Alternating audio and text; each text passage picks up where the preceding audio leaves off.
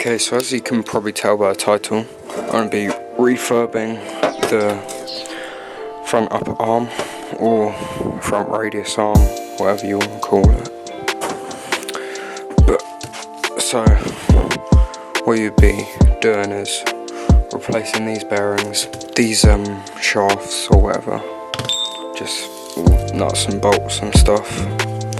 So I've de-rusted mine using the little my own DIY de-ruster, which can be found how to made on my channel. And these bearings are just seized, and I mean, it's probably good to replace them.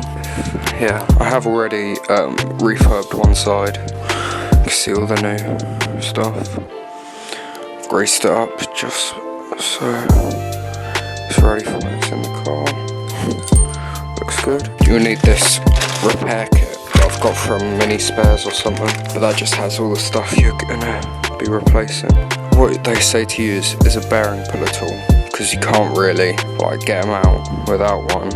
I didn't want to go out and buy one, so I found out how to do it another way. Will require a welder, but what we're going to be doing is, as you can see on here, welding a nut to the inside from the old shaft. Then you'd be screwing that in so it'd look like that, and then you'd be tapping from this side, and that will pop the bearing out without damaging the inside with like a punch or something. On this, you're probably wondering where the rollers are, because there are rollers in there, but there's no rollers on this.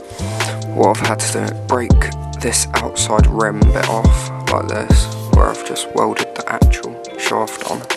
That allows all the rollers to come out, and then you can weld the nut on the inside, because the nut won't fit in there, and then that just pops out. So this is kind of the setup you'd be going for the first part.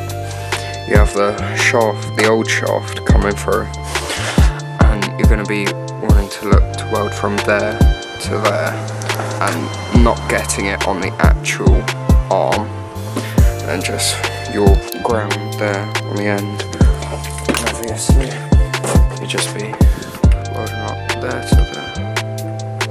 Okay, so that's that welded.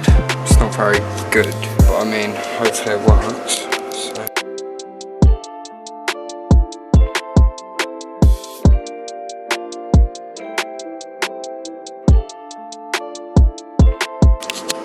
As you can see, that's just actually pulled the full bearing out of there. So we clean that up and you can put the new one in. I'm going to take the other one out now. See there? So this other side was a little bit harder to do.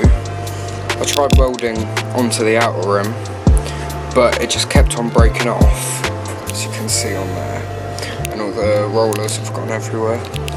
But I managed to hit it out enough so I could fit the nut in there, and I've just welded the nut and it's coming out now, which is good.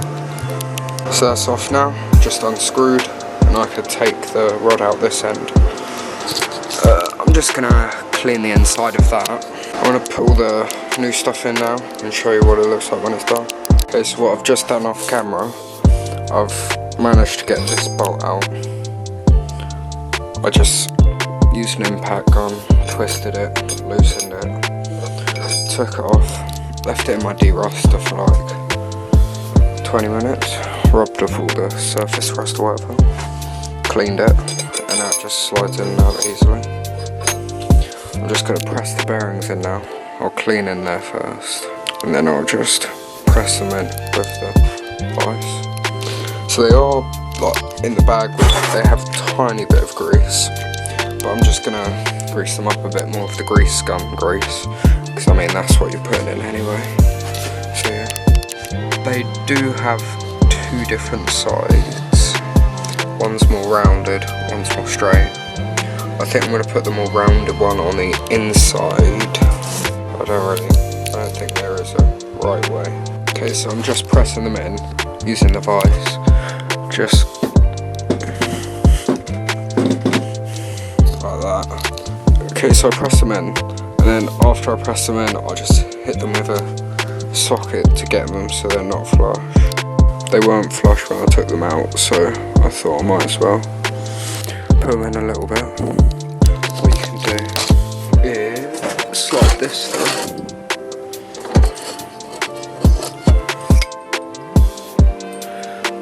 through, just like that.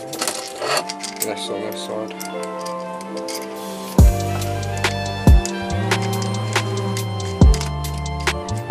So it's like that.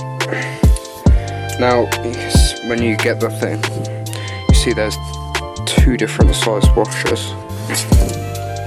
This one's the thicker one, and then there's a thinner one. The thinner one goes with the side with the tab, the thicker one's without the tab. Once everything's on, you can slide the rubbers over. Pretty sure they're just the same thickness. And that's done. And then you obviously put your grease nipple on and grease it up. I've still got to paint this, so I'll be taking everything off and painting it. If you're wondering what that is, that's like a plate on the subframe. That the bolt goes through it. I haven't put it on because it's not going on the subframe yet. But just keep that. Thanks for watching. See you in the next video.